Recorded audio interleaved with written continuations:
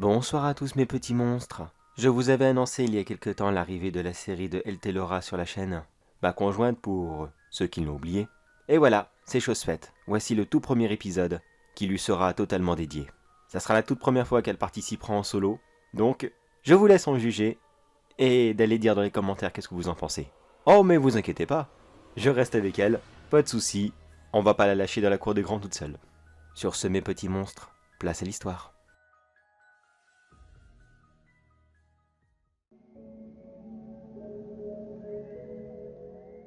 Ce coin a l'air parfait. Je vais me reposer le temps que la nuit se passe pour commencer à écrire mes récits. Voyons. Ah si, je vais commencer dès l'instant où mon mentor m'a laissé la main. Il n'a pas trop eu le choix après une énième dispute. J'ai donc décidé de faire cavalier seul. Cela fait plus de 10 ans qu'on travaille plus ou moins ensemble. Je pense qu'après tout ce temps passé à ses côtés, j'ai acquis mon expérience. Maintenant, le plus dur reste à faire. Après l'expérience, je dois obtenir à moi seule ma réputation. Être une femme dans ce monde entourée par des hommes qui pensent qu'avec leur entrejambe, ça commence très mal pour moi. Je dois leur prouver que je ne suis pas une femme qui sait juste montrer ses attributs. Leur montrer que je sais aussi bien manier l'arme qu'eux. J'ai dû commencer il y a 6 mois, en l'an 1125. J'avais entendu parler de quelques attaques d'une créature ailée sur plusieurs bétails. J'ai donc aussitôt pensé à ces bêtes immenses, le dragon. Ces créatures devenaient de plus en plus rares. Mais j'avoue que pour faire ma réputation, ça aurait été une très belle chasse, ainsi qu'un très beau trophée. Je suis donc arrivée dans un village de fermiers, perdu au milieu de nulle part, entouré de magnifiques plaines dont le nom m'échappe complètement. J'en visite tellement que je ne peux pas me souvenir de chaque ville, chaque prénom d'humain. Je cherche juste à être reconnue et bien sûr être payée. J'ai commencé à faire du porte-à-porte, ici et là, en cherchant le moindre indice, même insignifiant, pour me permettre de savoir quelle créature je devais affronter. Je garde quand même dans le coin de ma tête le dragon. Mais plusieurs détails ne collaient pas avec ce dernier. D'habitude, il n'approche pas si près des villages peuplés pour éviter des représailles. Peut-être un jeune mâle aventureux. J'ai réussi à obtenir quelques rapides informations, mais les gens restent tout de même très méfiants à ma vue. Comme je m'y attendais, ils ne font pas confiance à une femme. Les rares qui ont bien voulu dire quelque chose, sûrement plus par désespoir que par réelle confiance, n'ont fait que de me décrire une créature volante. Ils n'ont pas inventé l'eau chaude, ces bougres. Je n'ai eu le droit que la couleur de ce volatile, rouge. Comme si cela allait m'aider. Les dragons peuvent être de différentes couleurs par rapport à leurs origines. Même moi, je les ai pas tous vus et pourtant j'en ai croisé avec mon mentor. Mais par chance, pour moi, ce petit village disposait d'une maigrelette taverne. Quand on veut des informations, il suffit de suivre l'odeur de l'alcool. Un horrible lieu qui sentait la pisse à plein nez, des rats qui faisaient leur meilleure vie et quelques rares clients torchés. J'ai pu obtenir quelques informations auprès du patron qui lui-même était bien mûr pour un début d'après-midi. Je vous décrirai bien cette scène, mais à part des phrases d'un poivreau, vous ne manquerez rien du tout. Il y a cependant un jeune, 16-17 ans, je pense qu'il était lui-même très intéressé pour chasser cette bête et qui m'a directement proposé ses services.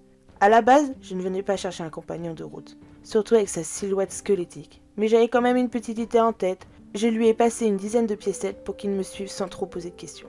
Par chance, il savait approximativement où habitait cette créature, mais n'avait jamais eu le courage de l'affronter seul. Possédant plusieurs armes dans mon sac, je lui ai donné une courte épée pour qu'il puisse m'aider en cas d'attaque. En vérité, je doutais de son efficacité pour se défendre. Il s'avérait qu'il était très bon négociant, qu'il réussit à obtenir rapidement un contrat auprès des habitants du village.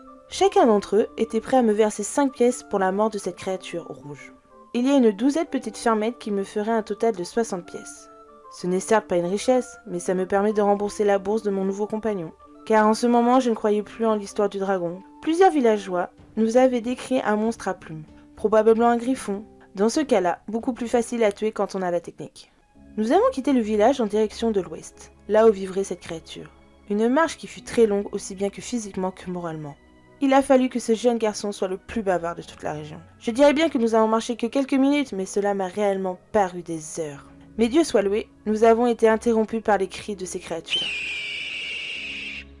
À l'écoute, j'ai directement reconnu que ce n'était pas un dragon. J'ai commencé à avoir un doute sur sa race, mais je n'ai pas eu le temps de l'identifier. Car ce jeune idiot a décidé de le charger sans même prendre les précautions requises. Il a couru vers le cri, arme levée dans sa direction, en hurlant plusieurs injures comme si la créature en avait quelque chose à faire. C'est en essayant de le rattraper et de le sauver la vie que j'ai pu constater que c'était ni un dragon, ni un phénix, et encore moins un griffon, mais une cocatrix. Pour une première quête, affronter un poulet géant, ce n'est pas le mieux, mais il faut bien commencer quelque part. J'avoue que j'étais surprise de la retrouver ici, dans les plaines, que dans les montagnes. Cela m'a coupé dans mon élan. en réfléchissant à essayer de comprendre ce qu'une cocatrice pouvait bien faire en ces lieux. Les nombreuses guerres venant des montagnes du Nord ont dû lui faire quitter son nid. Ce n'est pas vraiment une créature dangereuse en soi, mais une réfugiée qui cherche à protéger son nid et y trouver de ce quoi nourrir. Pendant ce temps, l'idiot continue à courir en ligne droite sans porter attention à l'immense carrure de sa cible. Il a perdu tout son courage en un seul coup de bec de cette dernière. Elle ne l'a pas touché, mais ça lui a bien frôlé le visage. Ça lui a coupé de ses ardeurs héroïques. Il en fit tomber ses armes à terre et en se soulageant dans son pantalon. Très chevaleresque comme réaction. S'en suivit d'une course-poursuite entre ces deux-là. La cocatrice ne cessait de taper par terre. Et lui qui hurlait. Non mais non, je suis pas un ver. J'avais envie, simplement, de le faire partir, mais où serait-elle allée? Son territoire n'est plus disponible. Et le problème avec les fermiers se sont répétés partout, où elle aurait décidé de se cacher. Le mieux pour tout le monde, c'est de la tuer. Je n'aime pas tuer pour le plaisir, mais je n'ai pas le choix, je dois passer à l'acte. Mais il est hors de question pour moi de faire du corps à corps. J'ai donc profité de la diversion improvisée de ce jeune idiot, peu chevaleresque pour enflammer quelques flèches, pour en faire un poulet rôti. Les cocatrix sont peut-être impressionnants, mais leur grande faiblesse, ce sont leurs plumes qui sont très inflammables. J'ai à peine eu le temps d'en préparer une que cet idiot a réussi à se faire avoir. Lui, qui ne prétendait pas être un ver, il gesticulait de la même manière une fois dans son bec. J'ai donc bandé mon arc, visant le plumage dans cette impressionnante créature. Tandis qu'elle ferma une dernière fois son bec, laissant apparaître les entrailles de l'autre idiot qui s'avéraient ressembler à des vers. Je lâchai donc ma flèche en direction de ses plumes, qui s'enflamma tel un bûcher. La créature, prise de terreur et de douleur, tenta de prendre une fuite en direction du village. J'ai hésité à la poursuivre quelques instants, mais la voyant s'embraser à toute vitesse, j'ai simplement laissé le feu faire son travail. Je l'ai donc lentement suivie tout en admirant de cette torche volante. Après quelques minutes de vol pour elle et des heures de marche pour moi, l'ironie a voulu qu'elle tombe en plein milieu du village, offrant ainsi à ces pauvres gens un véritable poulet rôti géant. Les villageois furent d'abord très surpris, mais finalement très heureux de voir le mystérieux voleur rembourser de sa chair tout ce qu'elle avait volé. J'ai rapidement réclamé mon dû et je fus très surprise qu'ils me donnèrent un peu plus que prévu. Sûrement pris par l'excitation du moment, j'ai pu festoyer avec eux le soir et repartir avec 1 ou 2 kilos de ce magnifique cocatrix. J'ai repris la route le lendemain, car d'autres aventures m'attendaient, et surtout la famille du petit jeune va vouloir des explications. Et je ne suis pas une grande experte pour annoncer les décès, généralement je les provoque. Il se fait tard, je m'arrête là pour ce premier récit. Je reprends tout ceci demain. D'ici là, j'espère que rien va venir me dévorer pendant mon sommeil.